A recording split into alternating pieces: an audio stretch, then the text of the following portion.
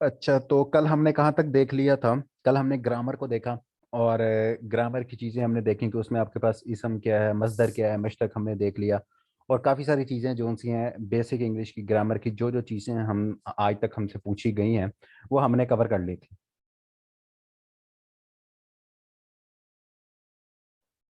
उसके बाद जो हमने क्या देखना है, उसके बाद जो हमने सेकंड चीज़ आज देखनी है, जो भी हमारा ग्रामर का ही पोर्शन है, इसमें हमने देखना है आपकी शायरी की रिलेटेड।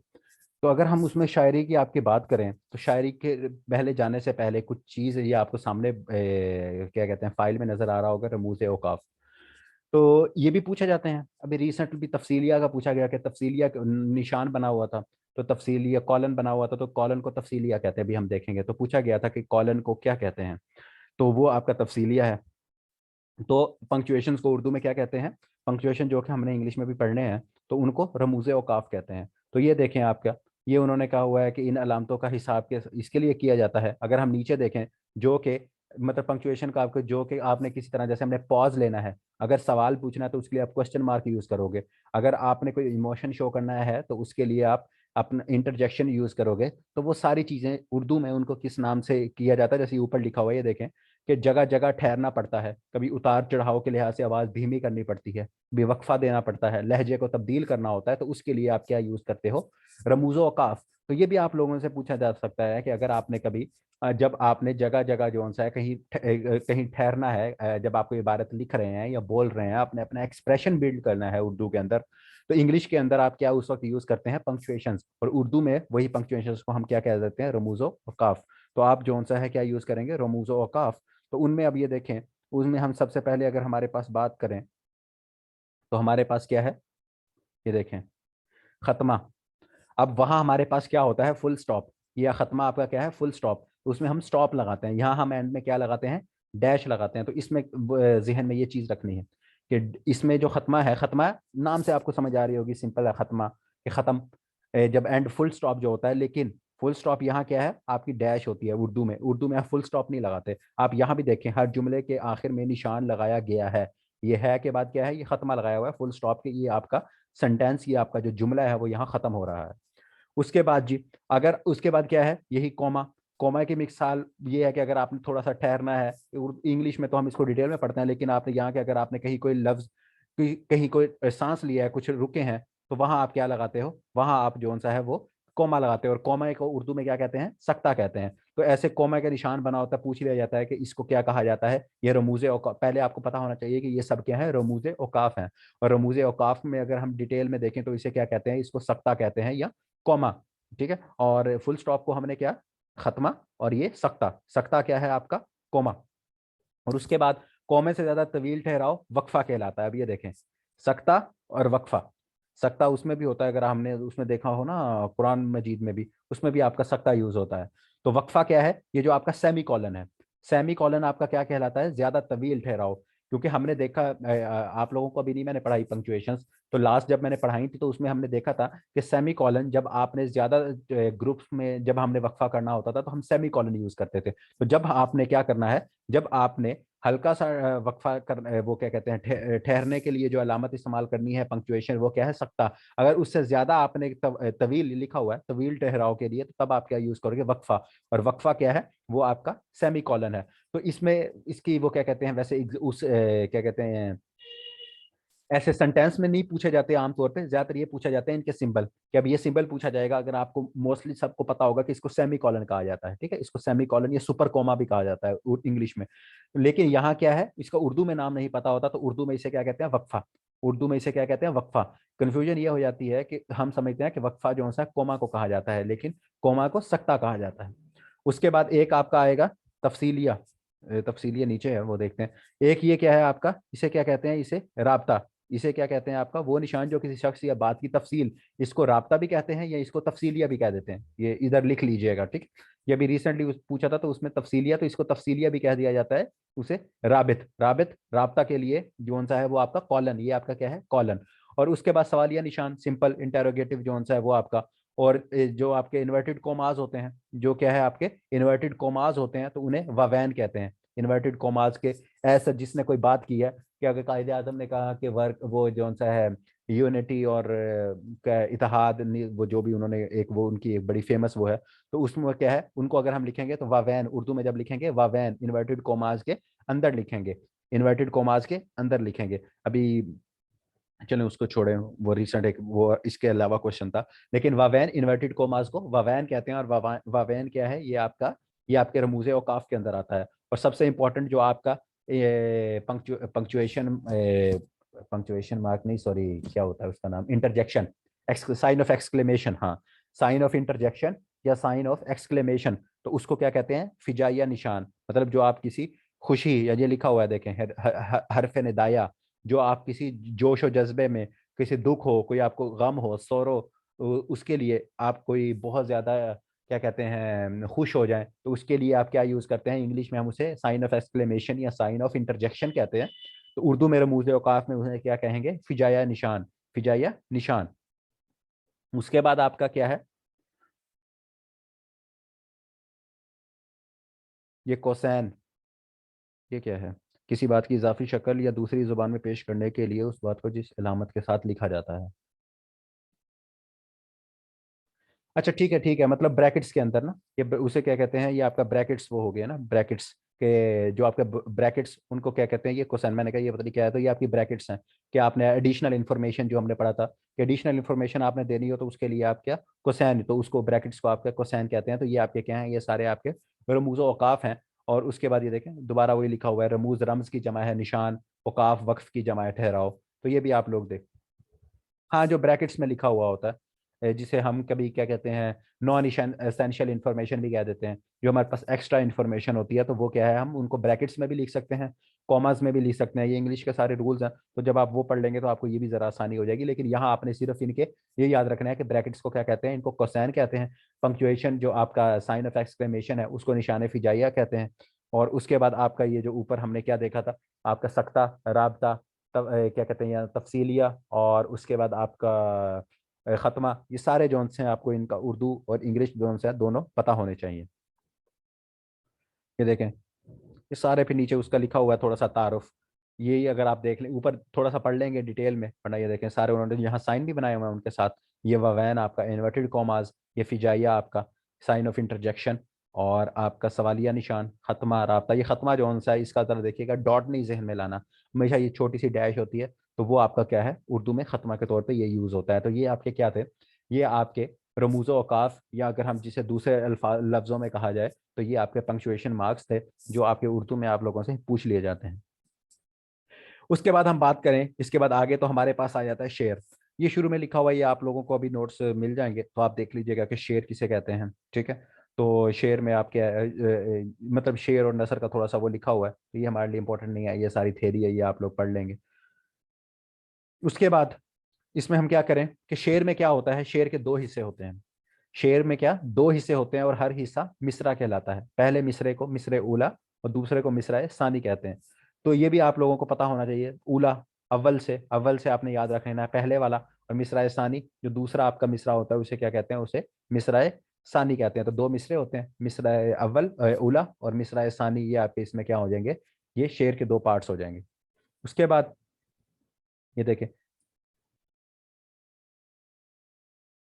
या मिसरे की अलामत भी आपको पता होना चाहिए। शेर की अलामत ये है, और मिसरे की अलामत ये आइन के ऊपर जोन सा है, ये हमने इसको डैश लगाया हुआ था, ये उसकी मिसरे की अलामत है। ये भी आप लोगों का अलामत जोन सी है इसकी, वो भी इसकी पता होनी चाहिए। अब हम जा देख लेते हैं इसके रदीफ और काफिया। रदीफ और काफिया, काफिया हमने कल इसके बारे में हल्का सा वैसे डिस्कस किया था, लेकिन मैंने कहा था कि आपको इसको थोड़ा सा डिटेल में देखेंगे कि रदीफ और काफिया का क्या है। तो काफिया की अगर हम बात करें तो ये पहला आपका शेर है, हजारों ख्वाहिश ऐसी कि हर ख्वाहिश पे दम निकले, बहुत निकले मेरे अरमा लेकिन फिर भी कम निकले। तो ये सारे इसके जोन से हैं। ये देखें, दम, कम, जहां, इम्तिहान, हबाब, शराब। अब हम काफिया क्या है, काफिया का क्या मतलब होता है, ये आपके हम मानी जो, सॉरी, हम जिनका क्या कहते हैं, जिनको क्या कहते हैं, जिनका वजन एक तरह से कहें कि जो बिल्कुल जिनका वो यार क्या वर्ड होता है इसके लिए, एक अप्रोप्रिएट एक वर्ड क्या होता है स्पेसिफिक इसके, हम आवाज, हाँ बिल्कुल, हम आवाज अल्फाज, हाँ हम आवाज अल्फाज, ठीक है। हम आवाज जैसे कैसे, दम, कम, अब थोड़ा सा फर्क तो है लेकिन आवाज इनकी सेम है, दम, कम, हम आवाज अल्फाज, ठीक है। दम और कम, और इसी तरह इम्तिहान, जहां, हबाब, सराब, ठीक है, गुलशन, गुलशन, दामन, ठीक है। तो इस तरह जो सा है ये क्या है, ये आपके, ये देखिए नीचे उसने लिख भी दिया है, हबाब, सराब।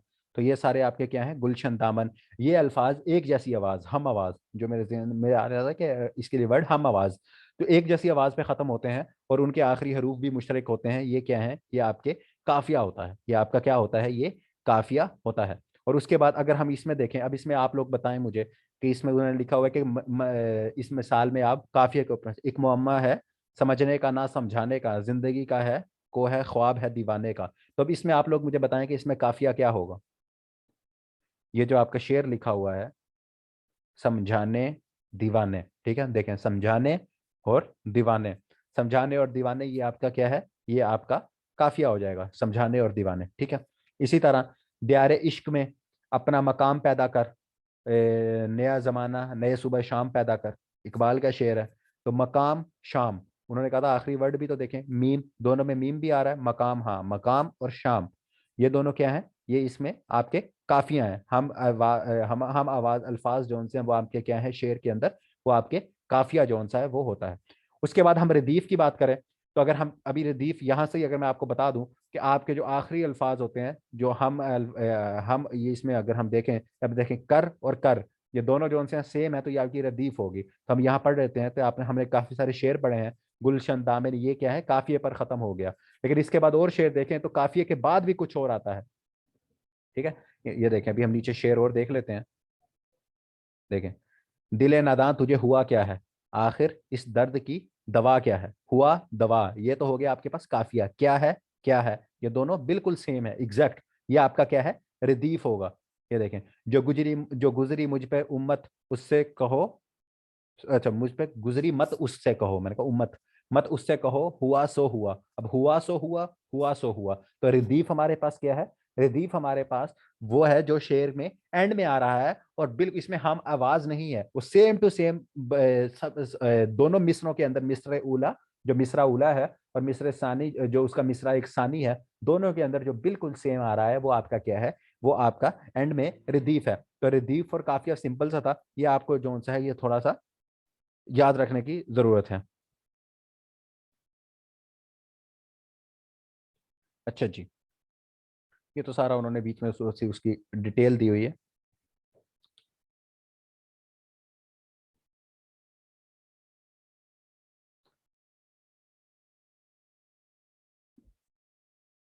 ये देखें जरा, ये आपकी जो कल हम देख रहे थे, जो मैंने आपको कहा था कि हमने क्या देखना है, मुसद्दस क्या है आपके पास, मुरब्बे या जैसे रबाई, ये आपकी क्या है, मुसल्लस क्या है। तो ये आपने देख लेना है, मुसम्मस की 8 किस्में होती हैं। अब ये देखें, मुसल्लस 3 वाली, मुरब्बे 4, खमस, मुसद्दस, जैसे मुसद्दस हाली हमने कल देखा था, तो मुसद्दस हाली किसमें, जिसमें 6 मिसरे, सॉरी, मुसद्दस हाली कह रहा हूँ, मुसद्दस क्या, जिसमें 6 मिसरे होते हैं। अभी मुसब्बे जिसमें 7, मसमन जिसमें 8, और ये सारे जो से मुअशर जिसमें 10 मिसरे हों, तो मैक्सिमम क्या है, हम ये कह सकते हैं कि जिसमें 10 मिसरे तक जो सी है वो क्या है, मुअशर। ये आपको सारे नाम आप लोगों को इसके आने चाहिए।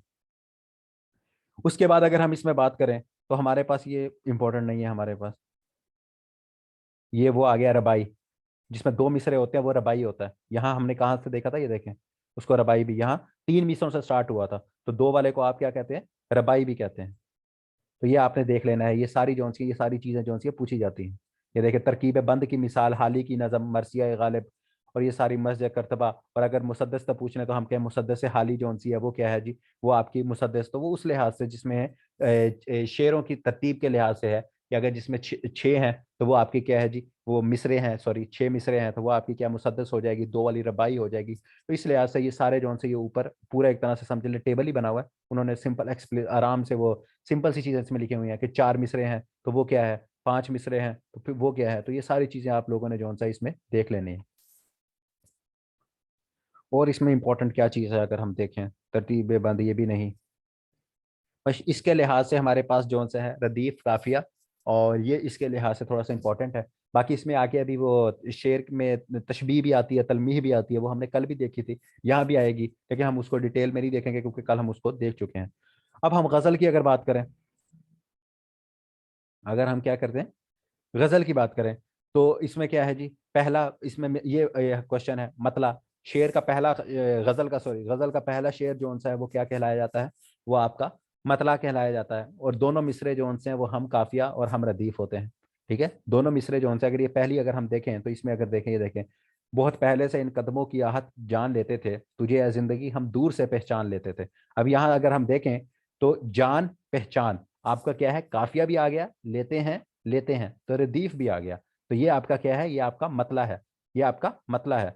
ये आपका पहला शेर क्या है, मतला है। और उसमें मतले के लिए सबसे इंपॉर्टेंट चीज क्या है कि शेर का पहला गजल का पहला शेर, उसमें मतला कब कहा जाएगा, उसको पहले शेर को मतला तब कहा जाएगा जब उसके अंदर काफिया भी होगा और रदीफ भी होगा। ये इंपॉर्टेंट चीज आपने याद रखनी है। ठीक है, अगर क्या है, अगर उसमें जैसे मैंने कल आपको ऐसे सरसरी सी बात बताई थी ना, कि जैसे अभी हम आगे इसमें मक्ता भी देखेंगे, तो मक्ता में मैंने कहा था कि तखल्लुस यूज होता है, तो अगर तखल्लुस यूज होगा तो वो उसका मक्ता कहलाया जाएगा। तो इसमें भी यही रूल है कि पहला शेर मतला तो होता है, मतले का मतलब क्या है ये भी पूछा जाता है, तलू होने की जगह। ठीक है, मतला का मतलब क्या है, तलू होने की जगह।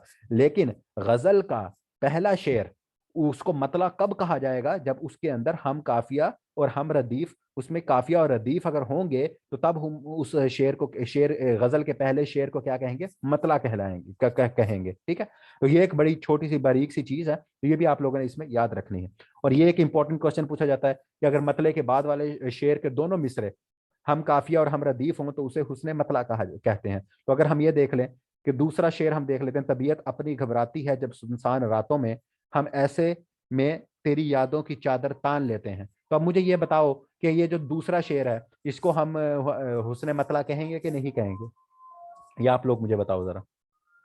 ये जो आपका, इसमें गजल का हमने पहला शेर तो देख लिया, मतला बनता है, क्योंकि इसमें आपका जान पहचान लेते हैं। सफीर, अच्छा आप कह रहे हैं कहेंगे, तबीयत अपनी घबराती है जब सुनसान रातों में, हम ऐसे में तेरी यादों की चादर तान लेते हैं। मुझे ये बताओ इसमें रदीफ है, इसमें रदीफ क्या है, मुझे इसमें रदीफ बताओ। यहाँ लेते हैं आ रहा है और एंड में आ रहा है। हाँ देखा, हाँ नहीं कहेंगे। ठीक है, बिल्कुल सलमान भाई सही कह रहे हैं, हाँ नहीं कहेंगे। तो सेकंड मिसरा भी देखें, हाँ उसमें तान, हाँ आपने इन दोनों को देखा होगा, हाँ आपने इन दोनों को देखा होगा, लेते हैं। ठीक है, ये देखें। ठीक है, तो इसमें क्या है, सुनसान रातों में, सुनसान रातों में, और यहाँ देखें रदीफ नहीं है आपका। और अगर हम काफिया देखें तो हमारे पास क्या है, काफिया भी नहीं है इसमें। सुनसान और तान, हाँ सुनसान और तान है, सुनसान और तान है एक, लेकिन हमारे पास रदीफ नहीं है, तो हम इसको हुस्न मतला नहीं कहेंगे। क्योंकि ये देखें, आपके पास अगर दोनों मिसरे हम काफिया और हम रदीफ हों तो उसे हुस्न मतला कहते हैं। और ये भी आपका ओल्ड पेपर का क्वेश्चन है कि हुस्न मतला क्या है। और एक गजल में एक या दो से ज्यादा मतलब भी हो सकता है। इसी तरह शेर की भी कोई तादाद मुकर्रर नहीं है कि एक गजल के अंदर, ये भी पूछा जाता है कि एक गजल के अंदर कितने अशार हो सकते हैं, 2 अशार, 3 अशार, 5 अशार, 10 अशार। तो क्या लिखा हुआ है, ये भी इंपॉर्टेंट है कि शेर की कोई भी तादाद मुकर्रर नहीं होती गजल में। तो ये भी आप लोगों का पास क्वेश्चन है कि गजल में कितने मैक्सिमम अशार हो सकते हैं। तो अगर इसमें कोई ऑप्शन हो कि जितने मर्जी, जैसे वो हमने मेमोरी का पढ़ा था ना कंप्यूटर का, कि जो है जितनी आपकी कंप्यूटर की मेमोरी कैन होल्ड, तो वो ही इसमें भी है कि शायर के ऊपर डिपेंड करता है कि वो उसका क्या माहौल है। तो शायर का जितना दिल कर रहा है वो अपना उसको कर लेते हैं। और ये नीचे आ गया, जो हमने कल देखा था कि शेर में अपना तखल्लुस इस्तेमाल करता है, उसे मक्ता कहते हैं। शेर का सबसे अच्छा, गजल का सबसे अच्छा शेर शाह बैत कहलाता है, इसे बैतुल गजल भी कहते हैं, इसे बैतुल गजल। ये भी आप लोगों का क्वेश्चन है कि अगर बहुत कोई जिसे कहते हैं कि आम वो लफ्ज में कहें कि तबाही शेर हो, तो उसको क्या सबसे अच्छे शेर को शाह बैत, अच्छा शेर। अब वो वो जो शायर है वही बता सकते हैं कि मतलब मतलब जिसमें जिसका सारे अल्फाज, उसका हम वजन, वो उसका हर जो उसमें चीजों का ख्याल रखा जाता है, सुनने में बड़ा अच्छा हो। मेरे ख्याल के मुताबिक तो यही हो सकता है।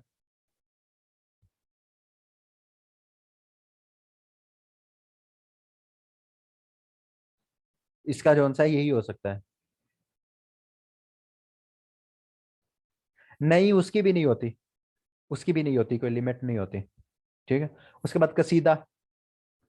कसीदा वो सिनफ है, ये भी इंपॉर्टेंट है कि किसी की तारीफ या मजम्मत की जाती है। किसे हम कहते हैं ना, वो बड़ा कसीदा गोई कर रहा था, उसकी याद में उसकी याद में बड़े कसीदे पढ़े जा रहे हैं। तो कसीदा क्या होता है, जिसमें किसी की तारीफ या मजम्मत की जाती है। तो ये क्या है, और इसमें मुबालगा आराई भी हो जाती है कि आप बहुत ज्यादा हद से ज्यादा बढ़ जाते हैं। ठीक है, तो ये जौन सा है, ये भी एक जौन सी है आपकी किसकी, उसकी किस्म है आपकी अशार की, उसमें क्या कहते हैं उसकी पढ़ने की। तो ये आपने उसमें देख लेना है। और कसीदे की किस्में हैं, इंपॉर्टेंट नहीं है, देख लीजिएगा। खिताबिया, जिसमें आप खिताब, वो क्या कहते हैं, बराह रास्त मदा या मुजा, बराह रास्त आप जिसे कहते हैं। हाँ, कसीदा है बुर्दा शरीफ, बिल्कुल वही वही, बिल्कुल ऐसे ही है। तो वो भी आप क्या सल्लम की क्या है, उसमें तारीफ की जा रही है। ठीक है, और तमहीदिया, और इसमें क्या है, तमहीदिया से ही आप।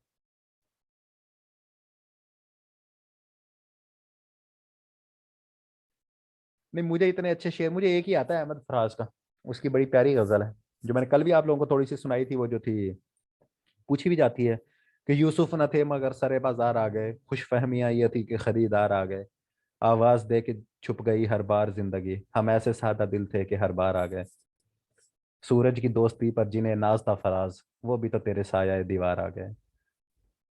हाँ, सलमान भाई क्या था। हाँ, यही है। ये अहमद फराज की एक है बड़ी प्यारी, उसकी गजल है। किसी जमाने में होता था, तो अब तो नहीं, बस है शेर व शायरी से वो तो है, लेकिन ज्यादा ये शेर याद नहीं होते।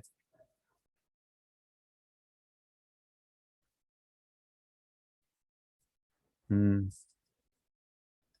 सलमान भाई को समझ आ गई होगी ना। हाँ, नहीं होता।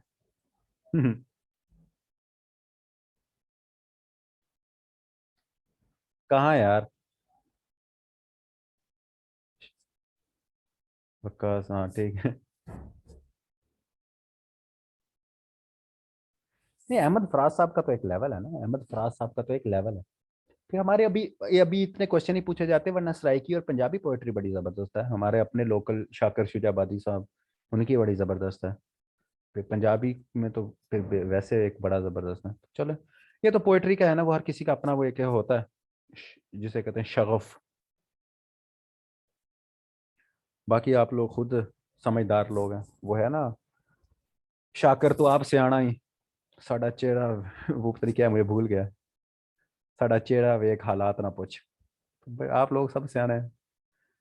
अच्छी शायरी वैसे सुना करो, अगर किसी को इंटरेस्ट ना भी हो तो अब पेपर है तो उसके लिहाज से सुन लिया करो।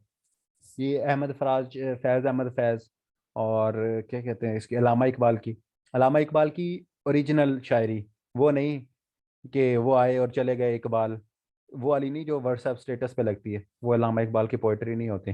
ठीक है, उससे ज़रा बच गए। वो जो अलामा इकबाल जब आता है ना, नवंबर आता है, तो यहाँ अलामा इकबाल की वो डेथ और बर्ड वो सालगिरह आती है, तो सब ने जो स्टेटस लगाए होते हैं, हमें सब समझते हैं जिस, जहाँ भी शाहीन आ जाता है ना, वो इकबाल की है। तो वो इकबाल की पोइट्री के वैसे बहुत ज़्यादा क्वेश्चन भी पूछे जाते हैं। और ये देखें, एक तो था हैयत के बाद एतबार से कि आप यहाँ उसे क्या कह सकते हैं, बराह रास्त, आप बराह रास्त मतलब एक बंदा है उसकी बराह रास्त तारीफ कर सकते हैं, या आप कोई बीच में, और जिसे क्या कहते हैं डायरेक्ट और इनडायरेक्ट, तो डायरेक्ट को खिताबिया और इनडायरेक्ट को तमहीदिया, और लेकिन नीचे मौजू के लिहाज से क्या है, कि एक में जिसमें आप तारीफ, ये क्या है, इसे मदहिया कहा जाएगा, कि जिसमें तारीफ की जाए, या अगर मुजम्मत की जाए तो हजविया कहा जाएगा। तो ये भी आपके पास्ट के क्वेश्चन है दोनों, कि कसीदे का कौन सा मौजू जिसमें वो मौजू जिसमें कसीदे के अंदर किसी की मजम्मत की जाए उसको क्या कहा जाता है, और जिसमें किसी की तारीफ की जाए उसको क्या कहा जाता है। तो ये भी आप लोगों ने इसको भी देख लेना है। उसके बाद जी, कसीदे के ज़ाय तरकीबी, ये तशबीब, गुरेज, मद, हुस्न तलब, ये पढ़ लीजिएगा, इतने इंपॉर्टेंट नहीं है, लेकिन आप लोगों को हल्का सा इनका आइडिया होना चाहिए। फिर मरसिया, मरसिया का जैसे शायर पूछ लिया जाता है, मीर अनीस, ठीक है, उसका पूरा नाम मीर बब्बर अली अनीस। मजमत, मजमत, मजमत क्या,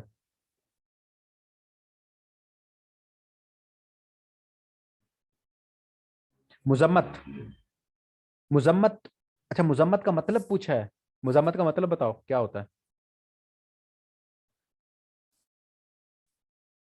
इंडिया ने पाकिस्तान के खिलाफ बयान दिया तो हमारा फॉरेन ऑफिस उसकी मुजम्मत नहीं करता, मतलब कहता है कि इसको, जिसे मुजम्मत को आसान अल्फाज में क्या कहेंगे, मदद करो यार मेरी, मुजम्मत को क्या कहेंगे। नहीं, इख्तलाफ नहीं, खिलाफ, खिलाफ नहीं, हम कहते नहीं यार उसने उसकी फलानी हरकत की मुजम्मत की, पाकिस्तान ने वजह से कोई वो मसला हो जाता है, हाँ। नहीं, ओपोजिशन नहीं, ओपोजिशन नहीं होगा यार, ये कंडेम करना, कंडेम तो हाँ, कंडेम करना तो है ना, इसका कोई आसान उसमें बताओ जो समझ आ जाए। मना किया नहीं, मना किया भी नहीं। यूएस, उस एक्ट को डिसलाइक करना, हाँ ये सही है, ये जबरदस्त है मनीषा, शाबाश। ये कि किसी एक्ट को, कोई स्पेसिफिक या कोई वो एक्ट है ना, उसको क्या डिसलाइक करना है एक तरह से, आप कह सकते, कि आपने उसकी नफी की, हाँ नफी की, किसी चीज की नफी की, तो इस तरह से हर किसी ने एक एक बता दिया, तो अब समझ आ गई होगी। हाँ गलत, गलत नहीं कहा, मतलब एक तरह से उसका जवाब दिया, मजम्मत की ना, जैसे हम कहते हैं कि यार उसने ये बात की तो हम उनने उसका क्या किया, उस बात की मजम्मत की, उसको वैसे गलत, ये सारे जो आप लोगों ने बताया ना, गलत कहा, नागवारी का इजहार किया, इनकार, ये सारे इसी के मतलब मानों में आ जाते हैं। तो अब मुझे लगता है समझ आ गई होगी कि मजम्मत, ठीक है, हाँ ये इसी में आ जाता है मजम्मत। अच्छा मरसिया, हाँ नागवारी, हाँ ये सारे वही हो गए, हाँ माजरत करते हैं, हाँ हाँ बिल्कुल ऐसे ही है, नहीं नहीं माजरत मुजम्मत में नहीं आता। माजरत सलमान भाई मुजम्मत में नहीं आएगा, ये माजरत में नहीं आएगा, माजरत नहीं आएगा इसमें। क्योंकि जैसे हम कहते हैं ना, अब हम कहते हैं कि आपने भी न्यूज़पेपर में पढ़ा होगा कि फॉरेन ऑफिस ने इंडिया के फलाने उसकी मजम्मत की, कंडेम किया उसे, तो वो हम माजरत नहीं कर रहे होते, हम उसको, उसका एक वर्ड होता है इसका, क्या कहते हैं उर्दू इंग्लिश में, रिबटल, ठीक है, रिबटल या रिब्यूक, तो हम उसको क्या, उसका जवाब दे रहे होते हैं वापस, उसको मजम्मत, तो उसमें आ जाता है, ये माजरत में नहीं आएगा। अच्छा चलो मरसिया, मरसिया ये है जी, इसमें आपका जैसे ये देखिए, शहादत अब्बास, शहादत हुसैन, जैसे कल हमने देखा था कि कत्ले हुसैन असल में मर्ग यसीद है, इस्लाम जिंदा होता है करबला के बाद। तो ये आपका क्या है, ये आप जिसमें क्या है, रोना आहो बका करना, ये रसा से बना है मरसिया। और ये क्या है इसमें, जिसमें मरने वाले के औसाफ बयान किए जाते हैं, उसकी वफात पे रंजो गम, तो उसके लिए मरसिया जो सा, जैसे ये देखा बीच में आ भी गया है कि वाकया है करबला का जो बयान हुआ है उसे मरसिया कहते हैं, ठीक है। और जो मरसिया लिखे गए हैं उसको शख्सी मरसिया, हाली का मरसिया गालिब, इकबाल का मरसिया दाग, तो इकबाल ने मरसिया जो दाग आपका शायर था उसके ऊपर, उसकी वफात के ऊपर लिखा, कि मतलब उसको बड़ा अफसोस होगा। गालिब, हाली ने गालिब के ऊपर एक लिखा कि गालिब के वो कैसा बंदा था, और उसके ऊपर बड़ा दुख का इजहार किया, तो वो क्या है मरसिया, तो मरसिया पढ़े गए। तो ये मरसिया जो सा है, ये आपके, ये भी पूछा जाता है, और इसका एक शायर भी है, जैसे मैंने आपको बताया मीर अनीस, और एक मीर अनीस की, क्या मीर अनीस क्या करता था, वो मरसिया, वो मरसिया का शायर है, उसकी सिनफ क्या है, मरसिया है, और उसका पूरा नाम पूछा जाता है मीर बबर अली अनीस। तो ये भी आप लोगों ने इसमें देख लेना है, ये वैसे भी आपको जो नोट्स मिलेंगे जब आप प्रैक्टिस करोगे तो इसमें चीजें आपकी ये क्लियर हो जाएंगी। उसके बाद ये देखें, अज्जाए तरकीबी ये हैं, ये आप देख लीजिएगा थोड़े से।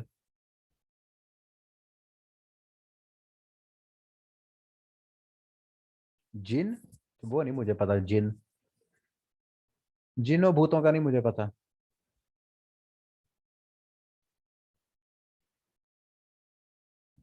ये मरसिए में देख लीजिएगा कि इसकी तरकीब क्या क्या है। रुखसत हो रहा है, जंग में जाने के लिए, जैसे रुखसत है, आमद है, ठीक है, जंग है, शहादत है, बैन है, ठीक है, जिसमें वो क्या कहते हैं, गरिया और मातम से कहते हैं बैन करना, हमारे यहाँ पहले कल्चर में भी था, पुराने अरब ट्रेडिशन में भी ये था, औरतें बैन करती थी। तो ये भी, ये सारे उसके जो उनसे हैं उसमें, इस इतनी डिटेल में पूछी नहीं जाती, लेकिन फिर भी आपको हल्का सा जरा आइडिया होगा अगर पूछ ले कि ये रज जो सा है, ये बैन जो सा है, ये किसके वो अज्जाए तरकीबी हैं, तो आपको पता होना चाहिए कि ये मरसिए के अंदर आते हैं।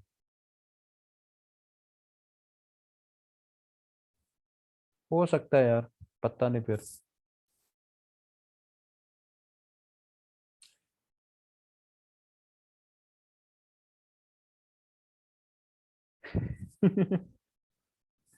नहीं अगर हो जाती तो फिर मुझे क्या कहते हैं, चुड़ैलों के बारे में इल्म होता ना ज्यादा, फिर मुझे,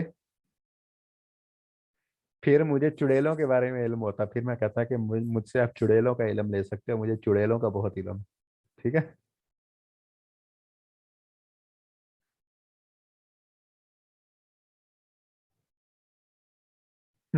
जी जी बिल्कुल बिल्कुल।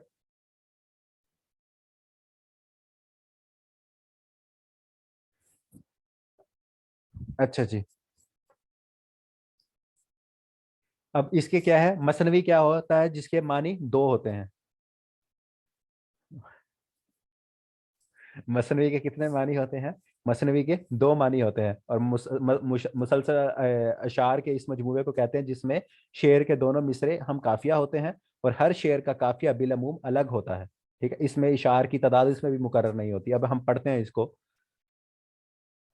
ये शेर ही बड़ा मुश्किल है, गुल चे का जो अब पता मिला है, यूं शाख कलम से गुल खिला है, वो बाद चमन चमने खरामा, यानी वो बकाउली परेशान। ये क्या है?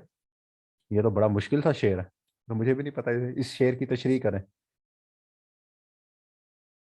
ठीक है। हाँ, ये तो बड़ा मुश्किल सा शेर है। ये 12वीं क्लास में क्या क्या पढ़ा रहे हैं लोगों को, ये तो बच्चों के साथ जुल्म हो रहा है। तो ये तो सही है ना, गुलशन से जो खाक उड़ाती आई, इस शहर में आती आती आती आती आई। ये शेर तो अच्छा है। देखा तो खुशी के चहचहे थे, गुले ची के शगुफे खिल रहे थे, गुलबानगे जना था जो जहां था, एक एक हजार दास्तान था। यार फिर भी कुछ ना कुछ तो पढ़ते ही थे बच्चे। लेकिन ये तो बड़ा अजीब है। उन्होंने लिखा हुआ, इस इन अशार पर गौर कीजिए। आप सोचे मुझसे ये शेर जो उनसा वो नहीं पढ़ा जा रहा। आप ढूंढना ही पड़ेगा इसको, वाकई में ढूंढना पड़ेगा। लेकिन आप इसकी सिंपल वो देख लें इसको, हम इसकी एग्जांपल फिर बाद में भी देख लेंगे, अगर कोई और भी मुझे मिलेगी मैं शेयर कर दूंगा। कि इसके लगवी दो मानी, इसके दो मानी होते हैं मसनवी के। ठीक है, और ये दो किस्म की होती हैं, ये आपने याद रखना है। इसमें 8 अज्जा होते हैं। और इसमें ये मनाजात जो सा है ना, मनाजात, ये मनाजात के रिलेटेड पूछा जाता है कि मनाजात क्या है। तो मनाजात ये होता है कि जब इंसान जो सा है बिल्कुल बेबस हो जाता है ना, इंसान जब बिल्कुल बेबस हो जाता है और अपने रब के सामने आता है, कि अपने रब से दुआ करता है बेबस होके, वो जो इसकी क्या कहते हैं, वो जो इसका जुज है उसको मनाजात कहा जाता है, उसको मनाजात। तो ये भी क्वेश्चन है कि मनाजात सिर्फ और मनाजात जो सा है ये किसका जुज है? ये आपका मसनवी जो सा है, मसनवी उसका जुज है। और मसनवी हमने क्या देखा है, जिसके दो मानी, जिसके लुग़वी मानी दो के होते हैं। इसके लुग़वी मानी अगर हम देखें, मसनवी का क्या मतलब है? दो। मतलब क्या है इसमें? दो। हाँ, मनाजात भी, हाँ वो ही ना, ये वही आ जाता है मनाजात। तो मनाजात अगर आप कहीं भी लफ्ज सुनेंगे तो आप सोचेंगे ये मनाजात क्या है, ये मसनवी है। जैसे हमने पहले क्या, कसीदा। अब किसी के बारे में जिसमें अगर वो लिखा हुआ है कि क्या कहते हैं, शहादत हुसैन, शहादत हुसैन के ऊपर कोई वो है, तो वो आपको ऑटोमेटिकली पता चल जाएगा कि ये क्या है, ये आपका कसीदा है, ये आप सॉरी ये आपका मरसिया है, ये आपका मरसिया है। और अगर कोई होगा कि शेर खुदा हजरत अली की कोई बहादुरी के ऊपर है, तो वो क्या है, वो आपका अगर हम कहें तो वो आपका क्या हो जाएगा, कसीदा हो जाएगा, जिसमें किसी की कोई तारीफ बयान की जा रही है। और अगर अगर जोन सा आपके पास जिसमें ये जज आ जाएंगे, जिसमें हमद है, मनाजात है, नात है। नात भी आपकी क्या है, इसमें मसनवी है, मनकबत है, हाक में वक्त की मदाह करनी है, अपनी अपनी शायरी की तारीफ जोन सी है, ये भी मसनवी लिखने का सबब। ये सारी जोन सी है, ये सारी चीजें किसके जुज्व हैं? ये मसनवी के अंदर आते हैं। और इसमें इसका मजमुआ क्या है, इसमें शेर के जो दोनों मिसरे हैं, दोनों मिसरे जो उनसे हैं वो हम काफिया होते हैं। और हर शेर का काफिया बिलामूम जो सा है वो अलहदा होता है। ये जो सा है, इसकी हम एग्जाम्पल ऊपर वाले में मुझे तो खुद ये समझ नहीं आई, लेकिन इसको देख लेना कि इसका क्या है। वो ये कहना चाह रहा है कि जिसमें शेर के दोनों मिसरे जो होते हैं वो हम काफिया होते हैं। खिला मिला, ठीक है, खिला मिला ये तो हो गया। और उसके बाद क्या है, हर शेर का काफिया बिलअमूम अलग होता है। इसका क्या मतलब हुआ? हर शेर का काफिया बिलअमूम अलग होता है। ठीक हो गया, समझ आ गया मुझे। अब यहां देखें, ऊपर हमारे पास क्या है, मिला और खिला, ये काफिया है। और नीचे दूसरे शेर में देखें तो खरामा परेशान, ये क्या है, ये काफिया है। ठीक है, ये क्या है आपका, काफिया है। उसके बाद अगर हम यहाँ देखते हैं, तो यहाँ हमारे पास क्या है, उड़ाती आती, ये क्या है। अब हर शेर में काफिया अलग अलग है। ये मुझे भी पहले समझ नहीं आ रही थी। हाँ, नहीं, हर दो काफिया तो सेम होगा। काफिया तो कहते ही उसको है। देखो अब मेरी बात समझो, मुझे खुद नहीं समझ आ रही थी। तो इस तरह जोन सा है ना, अब मेरी बात सुनो। काफिया तो कहते ही, अब एक है शेर। अब शेर आपका कहां से, ये देखें, गुल से लेकर खिला है, ये आपका क्या है, एक शेर है। यहां तक आपका एक शेर है, और ये दो मिसरे हैं। और काफिये में क्या होता है कि दोनों जो मिसरे होते हैं उनके अंदर एक मिसरे, ये जो आपका उला हो गया और ये दूसरा, इसके अंदर आपका एक एक वर्ड होगा। अगर वो दोनों सेम होंगे तो वो काफिया है। अब ये यहाँ क्या है, मिला और खिला, ये दोनों क्या है, ये आपके काफिया हैं। और इन दोनों में क्या है, ये दोनों आपके क्या है, काफिया हैं। लेकिन अब हम इससे नीचे वाले मिसरे की बात करें, ये जो आपका है, इसमें अब आपका क्या है, खरामा और परेशान। ठीक है, खरामा और परेशान, इसका काफिया डिफरेंट। अब यहां देखें, उड़ाती आती, ठीक है, तो इसमें भी आपका क्या है, इसका काफिया भी डिफरेंट। उसके बाद अगर हम देखें, तो नीचे इसमें हमारे पास क्या है, इसमें हमारे पास काफिया है कोई? इसमें काफिया नहीं है। कि है, देखा तो खुशी के चहचहे थे, चहचहे और रहे। ये भी है काफिया, चहचहे और रहे, ये आपका क्या है इसमें, ये आपका काफिया है। और यहाँ क्या है आखिरी शेर की अगर हम बात करें, तो आखिरी शेर में मुझे ढूंढ के बताओ काफिया क्या है। ये जो आपका आखिरी शेर है जिसके ऊपर मेरा कर्सर है, इसका काफिया क्या है। हाँ, जहां और क्या है दास्तां। ठीक है, तो इसमें क्या है हर शेर में, हर जो सा शेर है, एक दो तीन चार पांच, इसमें हमारे पास क्या है पांच शेर थे। इसमें हमारे पास पांच शेर थे, अगर छह होते तो मुसद्दस हो जाती है। तो पांच शेर थे, तो पांच शेरों में देखें हर शेर में काफिया जो सा है वो डिफरेंट है, तो उसको हम क्या कहेंगे, वो जो उसने कहा कि जिसमें दोनों मिसरे हम काफिया होते हैं और हर शेर का काफिया बिलामुम अलग होता है। ठीक है, और इन अशार की मुकर्रर नहीं होती, वो आपके पास क्या हो जाएंगे, वो आपके मसनवी हो जाएगी। और मसनवी के जुज हमने देख लिए, इसमें आपकी जो हमद आएगी मनाजात की, आप लोग इसको देख लोगे और इसको आपने याद भी कर लेना है। अच्छा जी, उसके बाद ये देखें, ये पूछा जाता है कि सहरुल बयान, या आप अगर आप में से काफी सारे सलमान भाई आए हुए हैं ना पहले, सहरुल बयान, सहरुल बयान किसकी मसनवी है, मीर हसन की। तो इस तरह से जोन सा है, ये सारे जोन से मसनवी पूछी जाती हैं, तो आपको पता होना चाहिए कि किसकी। अब ये देखें हाली की मनाजात बेवा, सलमान भाई ये जो आपने अभी मनाजात बेवा पूछी थी, ये आ गई आपकी। हाली की है मनाजात बेवा। और अली सरदार जाफरी की मसनवी जमहूर, इलामा इकबाल की साकी नामा बहुत दफा पूछी गई है, बहुत दफा साकी नामा पूछी गई है कि साकी नामा जौन सी है ये, इसकी एक तो पूछी जाती है कि साकी नामा जौन सी है ये क्या है, इसके वो बताएं, वो तरकीब बताएं, तो वो आपकी क्या है, ये साकी नामा मसनवी है। ठीक है, ये आपको वैसे, अब ये तो अब याद करने की चीजें हैं, ये आपको वैसे तो नहीं पता लगेगा ना। ये तो अब आपने, या तो आपके पास शेर या कुछ इस तरह की चीजें गिवन हो, फिर आपसे पूछें कि ये पांच छह शेर हैं, वो तो हमें पीपीएससी देता नहीं है, तो वो आपको क्या करता है, वो आपसे वैसे पूछ लेता है। तो ये आपको बताने का मकसद ये था कि ये सारी चीजें आपने करनी याद ही हैं, लेकिन जब आपके जहन में सामने कोई क्वेश्चन आएगा कि साकी नामा क्या है, मसनवी है, गजल है, वो आपकी नज़म है, तो तब आपने ये आइडिया हो कि मसनवी है, तो फिर आपको पता हो कि मसनवी असल में कहते किसको है, जिसके हर शेर में जो हम काफी अल्फाज हैं वो डिफरेंट होते हैं। तो इससे आपने जो सा है ये भी देख लेना है कि मसनवी क्या है। फिर उसके बाद आपकी रुबाई आ गई। रुबाई जौन सी है ये क्या है, चार मिसरों के ऊपर मुश्तमिल होती है। ठीक है, पहला और चौथा मिसरा हम काफिया होता है, तीसरा मिसरा भी हम काफिया हो सकता है, और ये बहरे हजज में कही गई जाती है, और इसके लिए 24 औजान मुकर्रर किए गए हैं। वाह भाई वाह।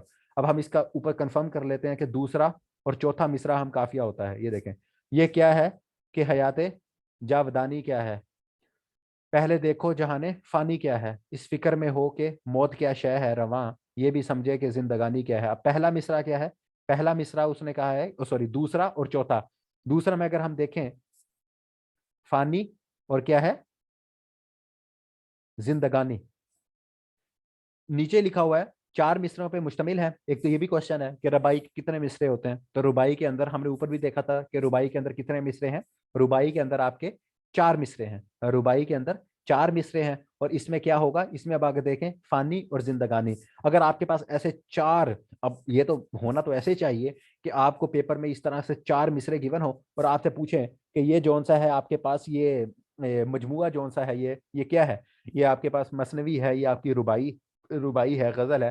तो फिर हम देखेंगे अच्छा यार हमने रुबाई पढ़ी थी जिसमें दूसरा मिसरा और आखिरी मिसरा जो सा है, उस वो जो सा है हम काफिया हो, तो लेकिन वो इस तरह से गिवन नहीं होता, तो हमें बस ये ज्यादा ये पूछ लिया जाता है कि रुबाई में कितने मिसरे होते हैं, और उसके बाद ये आपको वैसे जनरल पता होना चाहिए कि पहला दूसरा और चौथा मिसरा जो सा है वो क्या है, वो हम काफिया है।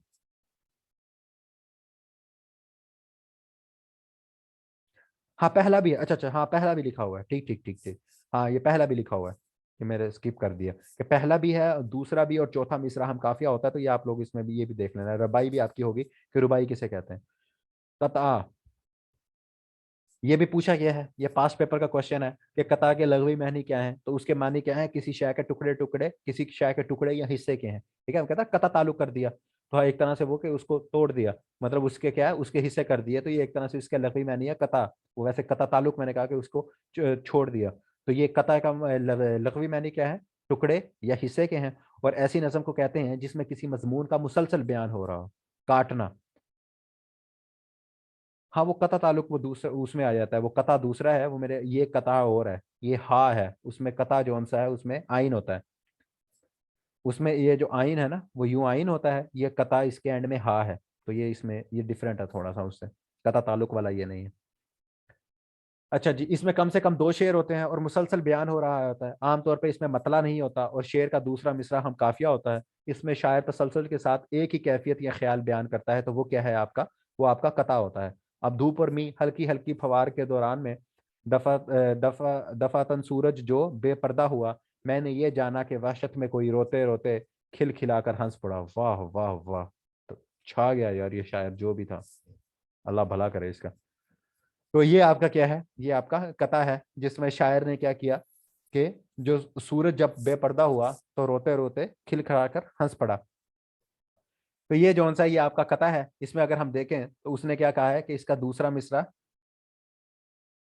हल्लाई गजल, लेकिन इसमें तसलसल है, इसमें एक ही बात हो रही है। अगर हम अभी देखें ना, अब हम इसमें रुबाई की देखें तो इसमें क्या है, इसमें पहले क्या है, हयात जावदानी की बात हो रही है, जहान फानी की बात हो रही है। तो इसमें एक ही बात है, वो क्या कर रहा है देखो, कि पहले क्या है, हल्की हल्की सी फवार हो रही है, इसके इस शेर की तशरीह करते हैं हम। हल्की हल्की सी क्या फवार हो रही है, और फिर क्या हो रहा है, उसके साथ ही सूरज जोन सा है ना वो बादलों की ओर से निकला है, और शायर के इर्द गिर्द जोन सा है वो बहुत वहशत तबाही फिरी हुई है। तो तबाही में उसने क्या देखा है, उसने सूरज जो निकला है तो उसको देखा है कि ऐसे लगा कि रोते रोते खिलखिलाकर हंस पड़ा। तो ये उसने सारी एक ना धूप, ये बल्कि ऊपर उसका ये टाइटल दिया हुआ धूप और मी, तो ये उसने उसकी वो मुसलसल एक वो जिसे कहते हैं ना पिक्चराइजेशन की है, उसने उसकी एक सीन क्रिएट किया है। तो वो क्या है आपका, वो कथा में आ जाएगा।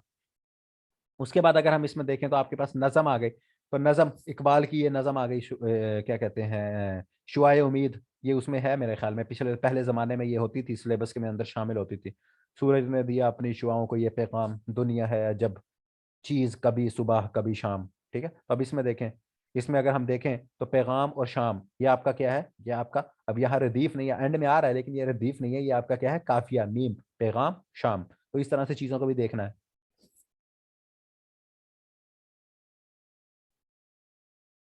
अब इसमें अगर हम देखें कि नज़म शायरी की इस सिनफ को कहते हैं जिसमें एक ही मौजू पर तसलसल के साथ इजहार ख्याल किया जाए, या एक ही तजर्बे का बयान हो, या एक ही वाकया नज़म किया जाए। तो ये थोड़ा सा इसके वैसे पूछा नहीं जाता नज़म और गज़ल का फ़र्क, लेकिन इसको थोड़ा सा देख लेना, इसमें भी तसलसल के साथ है। ऊपर जो हमने कथा को देखा है उसमें भी क्या है, उसमें भी हम हमारे पास क्या है, इसमें उसमें भी तसलसल के साथ है, लेकिन इसमें यह है कि कम से कम दो शेर होते हैं, और इनका डिफरेंस थोड़ा सा आप लोग देख लेना कि ज्यादा से ज्यादा इशार की तादाद मुकर्रर नहीं है। और नज़म में भी यही होता है, नज़म में भी क्या है, इसका क्या है, इसमें भी जोन सा है वो भी कोई इसमें तादाद मुकर्रर नहीं होती। और इसमें एक जो इसमें सबसे बेस्ट चीज है ना, आपने ऊपर कथा में भी देखा होगा और नज़म में, ये एक तरह से बिल्कुल ऑलमोस्ट जिसे कहते हैं ना ट्विंस है, क्योंकि इसमें भी कोई ना कोई ऊपर उन्वान दिया होता है, हमेशा गजल का ना कोई उन्वान होगा कि अहयाए उम्मत, या कोई इस तरह से कोई चीज लिखी होगी, जैसे उनकी क्या कहते हैं, जैसे किताब का एक उन्वान होता है ना यार, एक साथ, हाँ अब ठीक।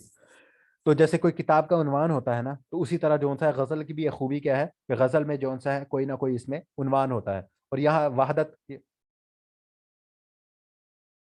नहीं, गजल का उन्वान नहीं होता, नज़म का होता है, हाँ बिल्कुल ऐसे ही है। कि ये भी पूछ लिया जा सकता है आपसे, ये भी एक वैसे क्वेश्चन है, शायद कोई पास्ट पेपर में पूछा गया हो कि गजल का और इसमें तो बेसिक फर्क अगर आप यही याद रखें कि नज़म के अंदर आपका उन्वान होता है और गजल के अंदर उन्वान नहीं होता। और ये तीन इकसाम है, इंपॉर्टेंट नहीं है लेकिन फिर भी देख लीजिएगा कि पाबंद नज़म, ठीक है, नज़्म मारा, आज़ाद नज़म, आज़ाद नज़म, आज़ाद नज़म, आज़ाद नज़म के रिलेटेड एक क्वेश्चन है, इसको देखिएगा कि आज़ाद नज़म का बानी कौन है। तो अगर किसी को मेरे जहन से स्किप हुआ होगा, इसका क्वेश्चन पूछा जाता है कि आज़ाद नज़म का बानी कौन है, तो वो एक पता नहीं कौन सा बंदा है आज़ाद नज़म, मेरे ख्याल में जो है ना, गालिब नहीं, गालिब तो नहीं है, सलमानो, ये आइडिया है आज़ाद नज़म का बानी कौन है, इसको देख लेना, ठीक है, ये क्वेश्चन लिख लो। ये पूछा भी जाता है आज़ाद नज़म का बानी कौन है। हाँ नून मीम राशिद, नज़र मोहम्मद राशिद, बिल्कुल बिल्कुल यही है, यही है, शाबाश यही है, नज़र मोहम्मद राशिद ही है, नज़र मोहम्मद राशिद ही है आज़ाद का। ये भी रिसेंटली मेरे ख्याल में पूछा भी गया था ना क्वेश्चन, ये भी मेरे ख्याल में एस गैड के पेपर में पूछा गया था शायद, नून मीम राशिद वाला सवाल आज़ाद नज़म था शायद।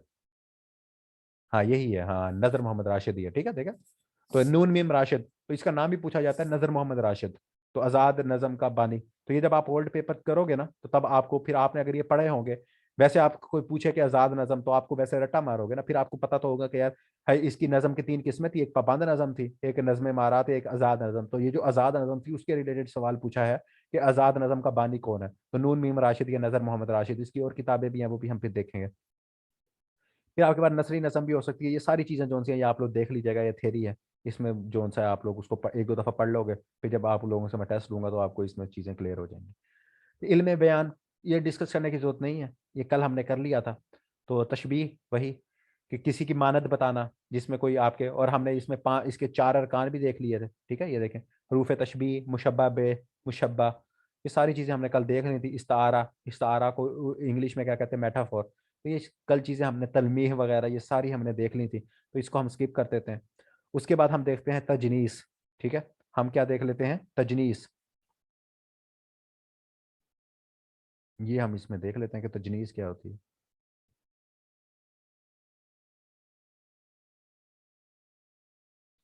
अब देखें, अब यहां अगर आप वो देखें, क्या कहते हैं, ये एक पहला लफ्ज क्या है आपका, गले, ठीक है,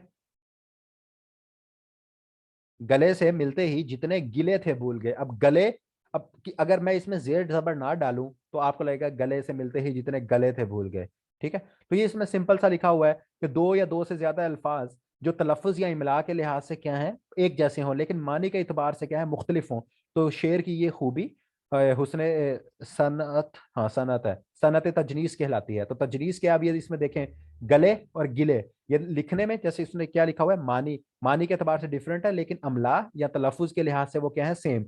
अब यहाँ गले और गिले इनको सेम लिखा जाता है, लेकिन सिर्फ जेर और जबर का फर्क है, ठीक है। इसमें क्या है, जेर और जबर का फर्क है। इसी तरह अगर हम देखें, दिल में पैदा हिम्मत परवाना कर, वरना मर गए शौक के परवाह ना कर। अब यहाँ क्या है, परवाना कर, हिम्मत, हिम्मत परवाना कर, और दूसरा क्या है, परवाना कर।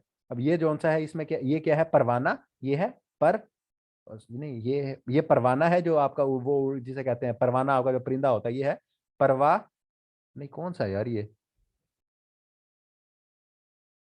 ये आपका वो परवाना है, ये आपका वो परवाना है यार। इसको कौन सा है, मुझे ये खुद समझ नहीं आ रही।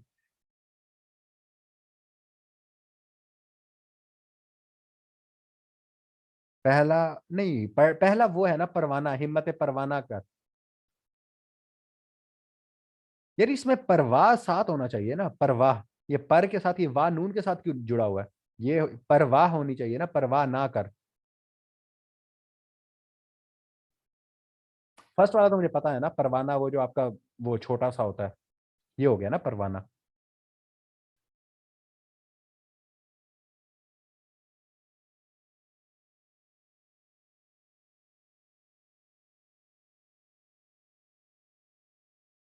अच्छा फिर हो सकता है, चले, आपको इसका कंसेप्ट समझ, नीचे में देख लेना, ये देखें, एक पुतला कल का है, ये कल है, और कुल ये क्या है, गरकुल, तो ये क्या है, कल, और ये कुल, तो ये लिखा हुआ है, तो ये भी जो सा है, परवाह ना कर, ऐसे होगा। अच्छा हो सकता है फिर, ठीक है, तो आप लोगों को बस समझ आ गई, मुझे लगा कि शायद ये इस तरह नहीं लिखा होना चाहिए, मैं भी हो सकता है मैं फिर गलत होऊंगा। तो चले, एक परवाना है और एक परवाह ना कर, तो ये आप इसको देख लीजिएगा, ये बेसिक चीज आपको समझ आ गई होगी कि जिसमें क्या है कि तरकीब के लिहाज से वो बिल्कुल सेम होंगे, लेकिन मानी के हिसाब से वो क्या है, वो आपके डिफरेंट होंगे। अच्छा अच्छा, हाँ आइसोटोप्स, ठीक है सलमान भाई, आइसोटोप्स आपको याद है अभी तक, आइसोटोप्स, ठीक है, लफ और नशर, ये आप लोग देख लीजिएगा, ठीक है। ये मीर अनीस आ गया आपका, जो मैंने कहा था मरसिए का शहर है, शायर है, ठीक है। इसमें आपको हमेशा क्या था, हमेशा आपको इसमें वो मिलेगा, दुख तकलीफ, ये सारी चीजें इसकी मीर अनीस की मिलेगी। मरात नज़ीर, देखें, पत्ता, फिर बूटा, फिर गुल, बाग, बाग भी मुनासबत है। कलाम में पहले एक लफ्ज लाना जिसके मुनासबत के ताल्लुक से दूसरा अल्फाज किसी एक मिसरे या शेर में जमा हो जाए, इसे मुरात और नज़ीर कहते हैं। वो देखें कि पहला वो क्या लाया, पत्ता लाया, पत्ते के साथ बूटा ले आया, बूटे के साथ फिर गुल ले आया, गुल के साथ लेकर वो बाग को लेके आया, तो उसने एक चीज लाया, उसके रिलेटेड ही सारी चीजें इकट्ठी कर ली, उसको उसके कलाम, वो जो शेर होंगे आपके मिसरे या शेर, उनके मजमूए को क्या कहा जाएगा, मरातुन नज़ीर कहा जाएगा। तो ये सारी, अब ये सारी चीजें जो सी है ना, इन हम सोचते हैं कि यार पता नहीं कहाँ से उठा के दे देते, तो सारी ये आपकी बेसिक चीजें हैं। इसी में मसनवी आपकी पूछ लेंगे, इसी के रिलेटेड ही आपसे क्वेश्चन पूछेंगे। तो मरातुन नज़ीर, वो एक चीज लेके आया पहले मिसरे में, पत्ता बूटा फिर, और ये क्या है, गुल बाग, तो उसी हिसाब से बाकी तो वो आपका हो जाएगा। अब यहाँ देखें, पानी लेके आया, फिर उसके बाद आग, गर्मी लेके आया, और उसके बाद मौज लेके आया, और कबाब, ये सारी चीजें ये लेके आया। हाँ वही ना, मैं वही तो कह रहा हूँ सलमान भाई। तब हम जी जी, अभी आपके सामने सलमान भाई बता रहे हैं। ये अभी इन्होंने तहसीलदार का पेपर दिया है, तो आपके सामने ही है। तो मैं यही तो बता रहा हूँ कि जब हम एमसीक्यूज को रट्टा मारते हैं तो हमें पता नहीं होता कि हम कि ये क्या चीज़ है। इसीलिए तो मैं आप लोगों को एक जनरल सी डिस्कशन करवा रहा हूँ इतनी चीज़ें, क्योंकि मैं उर्दू का एक्सपर्ट तो हूँ नहीं ना, मुझे उर्दू की चीज़ें पता है, लेकिन आप लोगों की सिर्फ आसानी के लिए कि मैं आपको सिर्फ नोट्स प्रोवाइड कर देता वो भी बेहतर था, लेकिन हम इसको डिस्कस इसलिए कर रहे हैं ताकि आप लोगों के, मैं फिर जब टेस्ट लूंगा तो आपको ये पता होगा कि मैं आपको कहूंगा आज यहाँ से यहाँ तक पढ़ना है, तो इस वीक जैसे इस हफ्ते आपका टेस्ट होना है तो उसमें मैं आपको बताऊंगा तो आपको ये पता होंगी चीजें, ठीक है। तो ये भी सारी चीजें भी पूछी जाती हैं, ऐसे थोड़ी मैं आपको ये सारी चीजें और हम इस पर सर खपा रहे हैं, तो ये सारी चीजें आपसे पूछेंगे, ठीक है। मरातुन नजीर हो गई, और उसके बाद क्या है, ये देखें रियायत लफ्जी, ठीक है। रियायत लफ्जी, शेर में ऐसी चीजें जमा करना जिनमें कोई ना कोई ताल्लुक हो, ख्वाह आपस में जिद हो, इसे रियायत लफ्जी कहते हैं। अब ये देखें उन्होंने क्या कहा है, मरातुन नज़ीर और रियायत लफ्जी अपनी लफ्जी खसूसियात की बना पर एक ही सनत नजर आती हैं, लेकिन मरातुन नज़ीर में तजाद या मुतजाद अल्फाज का इस्तेमाल नहीं होता। अब यहाँ अगर आप ऊपर देखें तो यहाँ मुतजाद अल्फाज भी, ये देखें, मैं इसमें देखें पानी है और आग है, और ये क्या है, तजाद, ये उसके ऑपोजिट, जो हमने कल मुतजाद और मुतरादिफ देखे थे ना, तो उसमें जो सा है ये तजाद उसके ऑपोजिट है। देखे देखें पानी, माही और फिर आग आया हुआ है, गर्मी और सीख। तो वो ये कह रहे हैं कि जो आपके पास इस तरह के जो शेर होते हैं ना, जिसे मरातुन नज़ीर, इसमें मुरातुन नज़ीर में और नीचे उसने बताया है रियायत लफ्जी।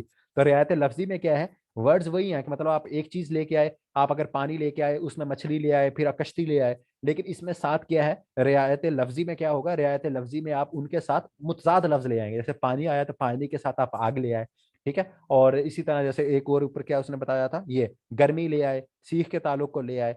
तो ये सारी चीजें जिसमें साथ जब आप कोई चीजों को मुनासबत से बढ़ा रहे होंगे, लेकिन बढ़ाने के साथ साथ आप उसमें क्या मुतजाद लफ्ज ले आएंगे, तो वो आपके क्या हो जाएंगे, वो आके रियायत लफ्जी हो जाएंगे।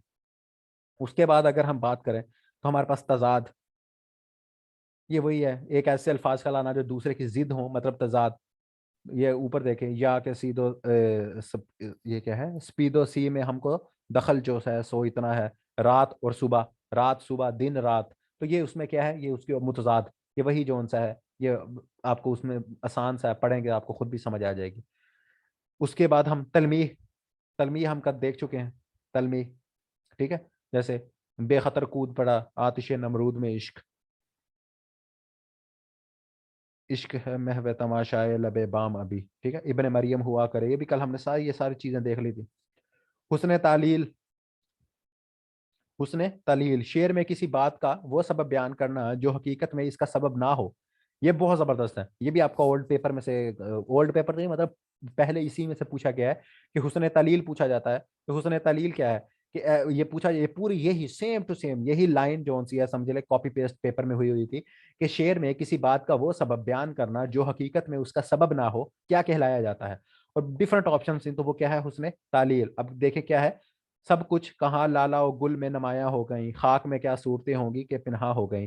गालिब ने शेर में क्या मुख्तलिफ किस्म के फूलों के खिलने का सबब यह बताया है कि जमीन के अंदर जो हसीन चेहरे और हस्तियां दफन हैं, गोया उनका अक्स लाला और गुल में, मतलब कि आपके जो फूल खिले हुए हैं। अब गालिब ने क्या कहा, गालिब ने कहा कि लेट्स सपोज गालिब ने देखा गुलाब का फूल, तो उसने उसके ऊपर ये शेर कह दिया कि जो इतना प्यारा जो गुलाब का फूल खिला है, इतना खूबसूरत, ये इस वजह से खिला है कि ये जो बहुत प्यारी प्यारी जो हस्तियां हैं, बेशक वो अपने महबूब की हैं, जो भी बात कर रहा है, तो वो उसने क्या किया, उसने कहा कि वो जो जमीन में चली गई है ना, तो जमीन में दफन हो गई हैं, तो उनके दफन होने के बाद क्या हुआ है कि ये फूल उनकी वजह से खिला है, ठीक है। तो अब हम देखें तो हुस्न इसमें कि इसको क्या कहा जाएगा, इसको हुस्न तालील कहा जाएगा। क्यों?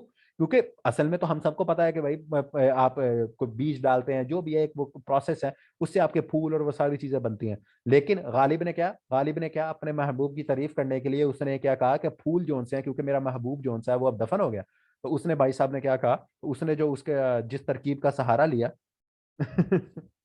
ये तो अब गालिब को पता ना। तो गालिब ने जो सा है, हाँ तसव्वुर, हाँ तसव्वुर, तसव्वुर कह सकते हैं, लेकिन इसके लिए हम तसव्वुर का लफ्ज क्यों जहन में लाए, हम हुस्न तालील को बार बार रिपीट करते हैं ताकि हमें याद हो जाए, ठीक। तो ये भी एक सिन्फ है, ये देखें, ये आपको ये भी याद होनी चाहिए, ये भी आपको ये सिंपल सी है, इसमें कोई और नहीं है।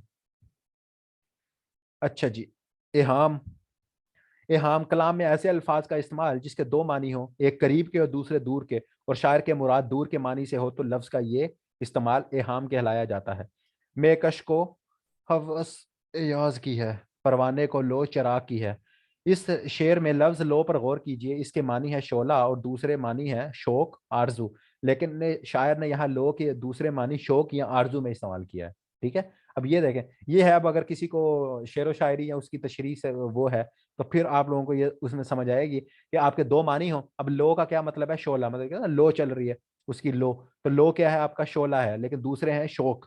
शौक और आरजू भी उसका मतलब है। अगर आपको अब अल्फाज मानी या दूर के पता हो, वैसे कभी ये मैंने देखा तो नहीं ये क्वेश्चन, लेकिन वैसे ही अगर तरकीब के लिहाज से आपको ये भी पता होना चाहिए कि अगर शायर वो किसी लफ्ज का बहुत दूर का मतलब हो ना, मतलब कराची का मतलब हो, हम यहाँ जनूबी पंजाब में बैठे हों और वो उसका कराची का मतलब ले रहा हो, तो वो आपकी जो तरकीब होगी उसे क्या कहेंगे, उसे इहाम कहा जाएगा।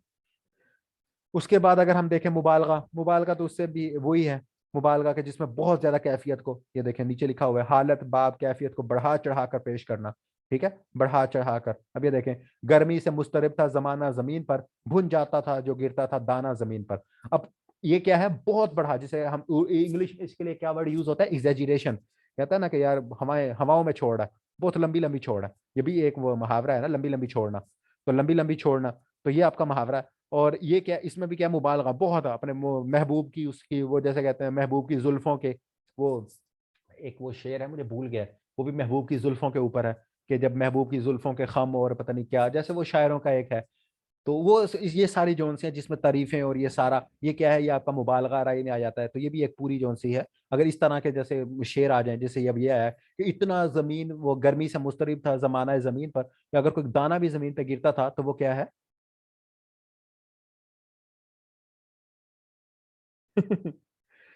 असल में बस ये उम्र ही ऐसी है ना, इस उम्र में और चीजें याद नहीं रहती, तो शेर तो फिर छोटी सी बात है। नहीं, पॉलिटिकल पार्टीज, हाँ हाँ हाँ, पॉलिटिकल का पार्टीज भी तो मुबालगा राई, वो कहते हैं मुबालगा राई से काम लिया, तो वही है बिल्कुल सेम टू सेम। इसमें तो आपको मुबालगा, क्योंकि ये आम है ना, तो ये मुबालगे की तीन किस्में। ठीक है, जब जब कोई अकली और अमली दोनों तरह मुमकिन हो, मतलब अगर कोई चीज मुबालगा राई कर रहे हो, अगर वो मुमकिन है तो वो तबलीग कहलाई जाती है, वो क्या है, वो तबलीग कहलाई जाती है। और उसके बाद क्या है, जैसे पहले शेर में रात भर जाग कर सुबह कर देना, और अकल और आदत दोनों एतबार से मुमकिन है, तो ये सारी चीजें आप इसकी पढ़ लीजिएगा। जब कोई अकली तौर पर मुमकिन तो हो लेकिन अमली तौर पर मुमकिन ना हो, तो अगराक, ये क्वेश्चन है आपका पास्ट पेपर का, कि अगर कोई सूरत जो सी है अकली तौर पर मुमकिन हो लेकिन अमली तौर पर आप उसको ना कर सको, मतलब आपकी दिमाग कह रहा हो कि यार हो तो सकता है, आपका दिमाग कह रहा है कि यार अगर जो सा है रोज का 1 घंटा पढ़ो तो आप पीपीएससी में टॉप कर सकते हो, लेकिन अमली तौर पर वो मुमकिन ना हो, तो उस बात को क्या कहोगे, उसको आप अगराक कहोगे। ठीक है, उसको क्या कहोगे, अगराक कहोगे। ठीक है जी, ठीक है। अच्छा जी। और इंतहाई शक्ल, ये भी क्वेश्चन पूछा गया था कि मुबालगे की इंतहाई शक्ल को क्या कहा जाता है। तो आगे नहीं पूछा था, सिर्फ ये पूछा गया था कि मुबालगे की इंतहाई शक्ल को क्या कहा जाता है, तो उसको गलू कहा जाता है। हमारे कहते हैं ना कि गलू किया, ये एक उसमें गलू, उसमें भी गलू, हाँ गलू ही है लफ्ज, गल्ब नहीं है ये। गलू मेरे ख्याल में ये आपका उसका जो क्या होता है यार, ये आपके जो स्कॉलर्स होते हैं ना, इस्लामिक स्कॉलर्स, वो भी यूज करते हैं ये वर्ड। ठीक है, तो मुबालगे की इंतहाई शक्ल को क्या कहते हैं, उसको गलू कहते हैं, कि इसने गलू किया है, तो बहुत ज्यादा, जिसे कहते हैं ना कि वो एक हमारे सर कहते थे अन्नी मचा दिया। अगर एक शायर या कोई भी बंदा अन्नी मचा दे ना जब, तो जो बंदा अन्नी मचा देता है तो वो क्या करता है, वो गलू करता है। मुबालगे की ये सबसे जिसे कहते हैं एक्सट्रीम लेवल जो सा है वो यही है।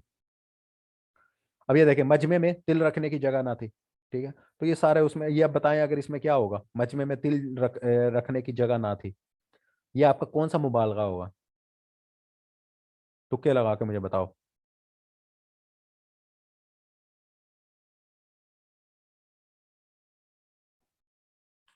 ये पॉसिबल है कि नहीं है, मजमे में तिल रखने की जगह ना थी, ये पहले वाली जो हमने पढ़ी थी, ये आपकी क्या तबलीग, ये तबलीग है या इगराक है।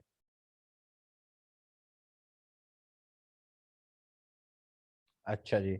और ये अगर बताओ, नहीं अगर मैं कहूं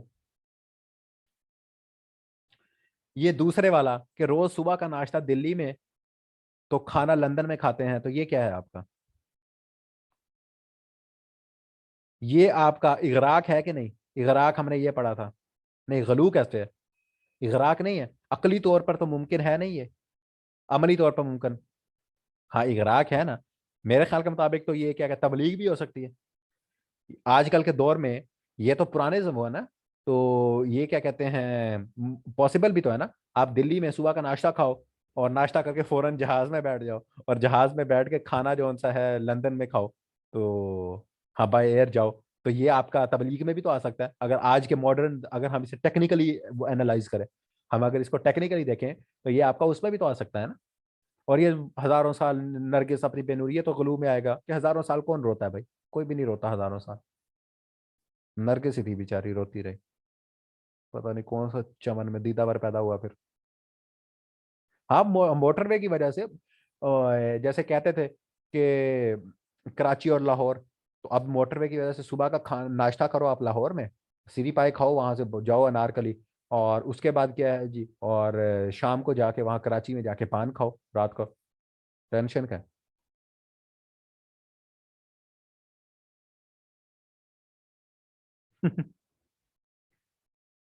हाँ बिरयानी, हाँ सॉरी, हाँ बिरयानी भी खा सकते हो हैदराबाद में। पान के लिए दुनिया जंगे हो गई है दुनिया में सफीर, तुम कहते हो इतना सफर करो पान के लिए, हद है। यहाँ तो बड़ी बड़ी जंगे हो गई हैं पान के पीछे, आप कहते हो सफर करना है। कोई हाल नहीं तुम लोगों का। अच्छा जी। ये सिंपल ही है, दास्तान। दास्तान है आपका फिक्शन जिसमें हो गई। और ये हम फिर ये नॉवेल्स वगैरह ये सारे देखेंगे, जैसे हम कल बात कर रहे थे, खदीजा मस्तूर है, और आपका आग का दरिया उसका हो गया। फिर अब्दुल्ला हरून के नॉवेल्स हैं, डिफरेंट हैं। आप और ये सारे ये नॉवेल्स हो जाते हैं वो, या पढ़ लीजिएगा ये सारी जो जोन सी है वो सिंपल सिंपल सी वो है। थेरी है, ये आप लोगों ने पढ़नी है इसमें। ठीक है। ये लिखा हुआ है, नावल नसरी बयानिया का फन है जिसकी तश्कील में प्लाट, किरदार होते हैं, तर्ज होता है, नुक्ता नज़र का खास रोल होता है, वो सारा अफसाना, मुख्तसर कहानी, मुख्तसर अफसाना या कहानी। जैसे मंटो के पूछा जाता है, मंटो का कौन सा ठंडा गोश्त, और उसका एक राजा वो क्या था, मंगू, और मंगू था मेरे ख्याल में उसका। तो ये सारे जो उनसे मंटो के रिलेटेड पूछे जाते हैं, मंटो को भी हम उसमें पाकिस्तान अफेयर्स में इसको डिटेल में देख लेंगे। तो ये अफसाना होता है, ये सारी थेरी है, ये आप लोग खुद उसमें पढ़ लीजिएगा, ठीक है। ड्रामा, ये भी आपको पता है, ये सारे क्या है आपके नसर के अंदर आते हैं। और ये भी पूछा जाता है, नसर जदीद नसर का बानी, नसर का बानी कौन था? तो सर सैयद अहमद खान, ये भी क्वेश्चन। और ये मजमून निगारी, ये सारे जो होते हैं देखें, इनमें नाम भी लिखे हुए हैं, ये देखें। मजमून निगारी में अल्ताफ हुसैन हाली, शिबली नुमानी, मोहम्मद हुसैन आज़ाद, ये सारे नाम जो उनसे इन्होंने मजमून लिखे हैं। मौलाना मौलवी अब्दुल हक बाबा उर्दू, मौलाना अब्दुल कलाम आज़ाद, वहीदुद्दीन सलीम, सैयद सुलेमान नदवी, नदवतुल उलूम वाले। तो ये सारे जो उनसे लोग हैं ना, नियाज फतेहपुरी, मौलाना अब्दुल माजिद, मुंशी प्रेमचंद हो गए आपके, ठीक है, मुंशी प्रेमचंद, और सजाद हैदम यलदरम, ये सारे नाम आप जब आप उर्दू में, आप उर्दू के पुराने पेपर उठाओगे ना, तो उनको उनमें आपको ये सब नाम मिलेगा किसी ना किसी। ये मजनू गोरखपुरी, इनका नाम पूछा जाता है, ठीक है।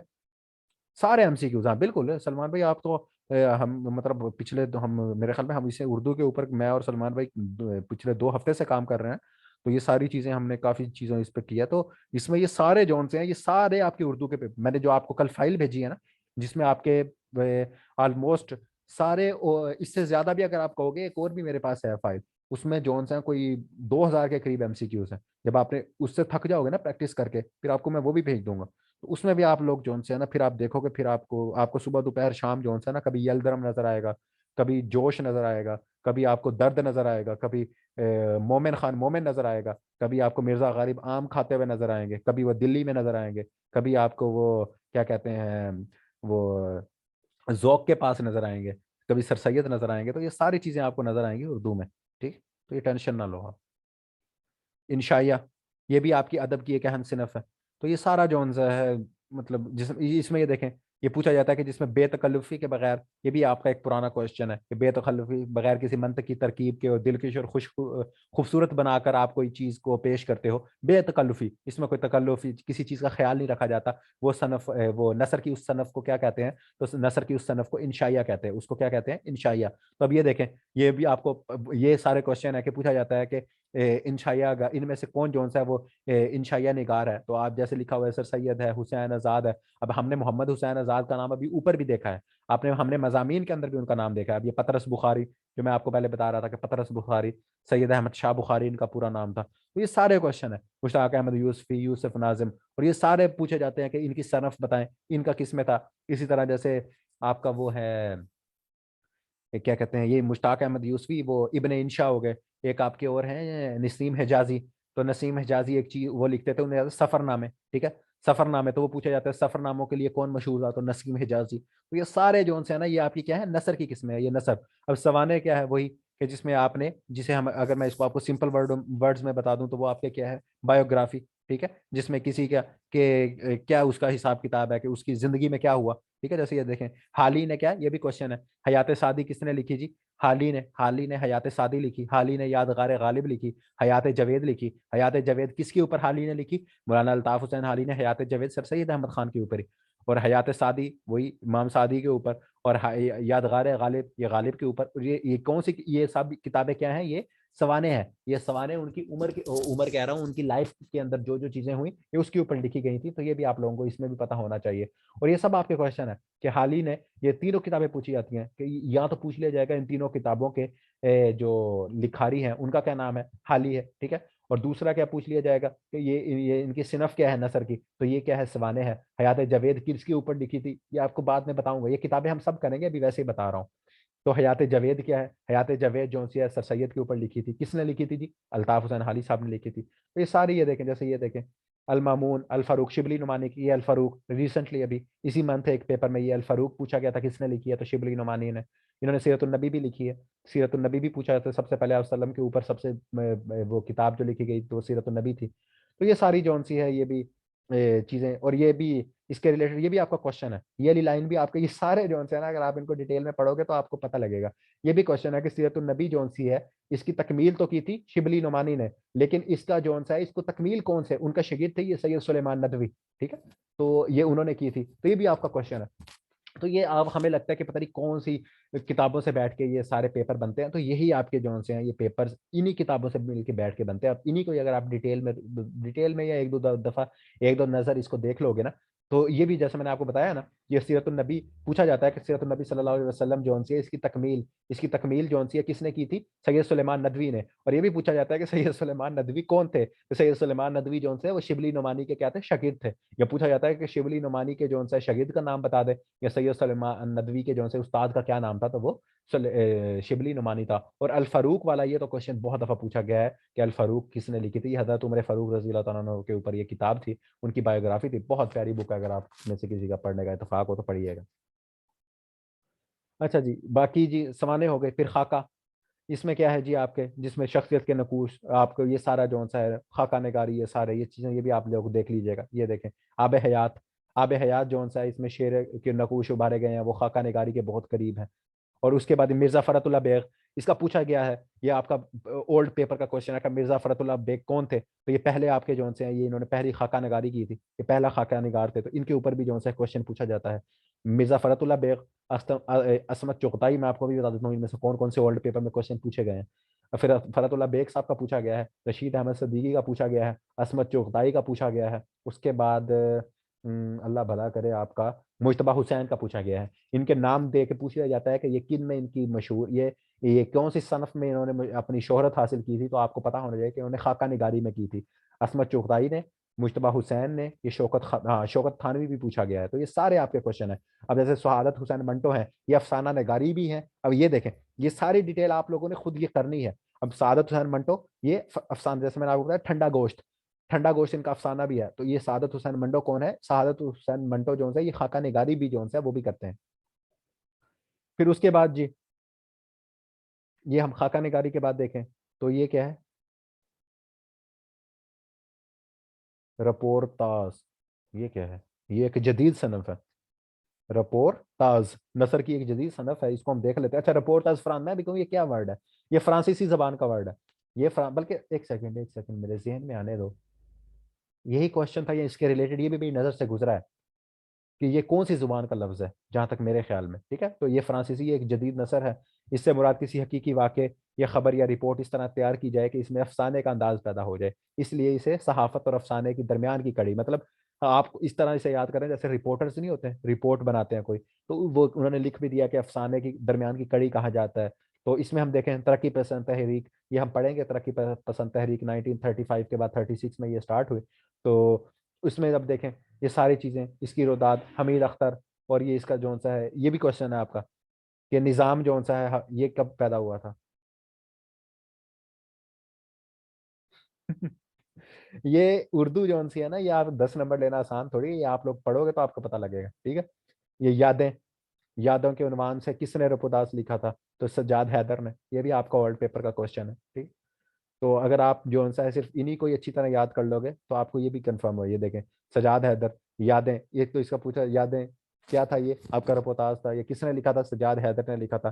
फिर ये कृष्ण चंद्र, असमत चुगताई, देखें यहाँ भी आ गया। ऊपर भी आपका खाका निगारी में भी असमत चुगताई था। खतीजा मस्तूर, ये आपकी नावल निगार भी हैं और ये आपकी रपोताज में इसमें भी आ गए। कुरतुल हैदर देखें यहाँ अगेन, ये भी आ गए। मुमताज मुफ्ती आ गए।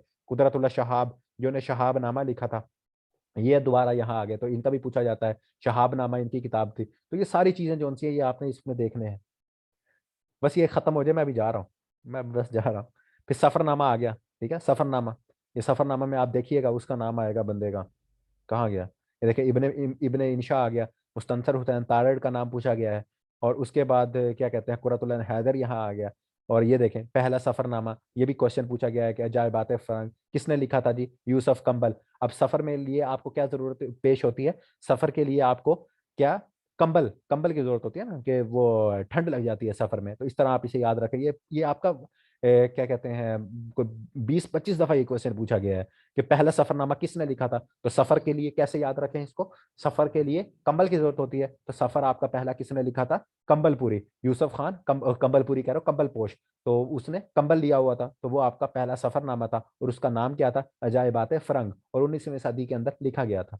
तो ये जब आप लोग देखेंगे तो आपके इंशाल्लाह जो से इसमें भी। हाँ, मुस्तनसर हुसैन तारड़ वाला भी, कि मुस्तनसर हुसैन तारड़ किस सिनफ में मशहूर है, तो ये सफरनामा है और ये भी जिंदा है। और इनके रिलेटेड ये फिर मैं आपको लिखाऊंगा इनकी किताबें और इनके जो चीज़ें पूछी जाती है ना, तो ये भी सारा पूछा जाता है। और यहाँ कुरतुल हैदर हो गई। और ये ख्वाजा हसन निज़ामी, इनका भी क्वेश्चन पूछा गया है। सर सैयद अहमद खान, शिबली नुमानी तो नहीं, बेगम रियाज अख्तर, बेगम, हाँ बेगम रियाज अख्तर जो सा है, बेगम रियाज अख्तर का भी ये भी क्वेश्चन जो सा है, ये भी आप लोगों से पूछा गया है, ठीक है।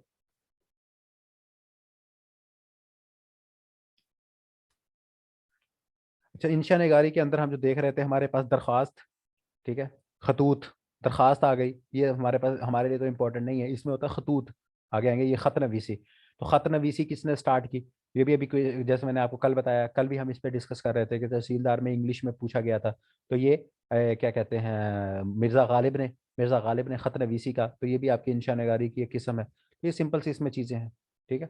और ये इसमें वैसे पढ़ लीजिएगा। एक खत को मकतूब कहा जाता है, लिखने वाले को मकतूब निगार कहा जाता है। जिसके नाम खत लिखा जाता है उसको मकतूब इलय कहा जाता है। अब तो खतों का जमाना चला गया ना। वो जैसे मेल में हमने देखा था ना, टू, फ्रॉम, तो ये वही है। टू जिसको आप भेज रहे हो, ठीक है। फ्रॉम जिसको आप लिख भेज रहे हो, उसको क्या? टू क्या है आपका? मकतूब निगार। फ्रॉम जिसके नाम खत लिखा गया, सॉरी, खत लिखने वाले को, ये फ्रॉम से ना, ये फ्रॉम जो सा वो आपका मकतूब निगार हो जाएगा। वो जिसके नाम लिखा गया है, जिसको भेज रहे हो, टू, टू किसको, जो हम ईमेल में टू कहते हैं, वो आपका मकतूब लय हो जाएगा, ठीक है, वो आपका मकतूब लय हो जाएगा। तो ये सारा नीचे ये बना हुआ है, ये आप लोग इस पर देख लीजिएगा। मजमून नवेसी, मजमून निगारी का भी पूछा जाता है।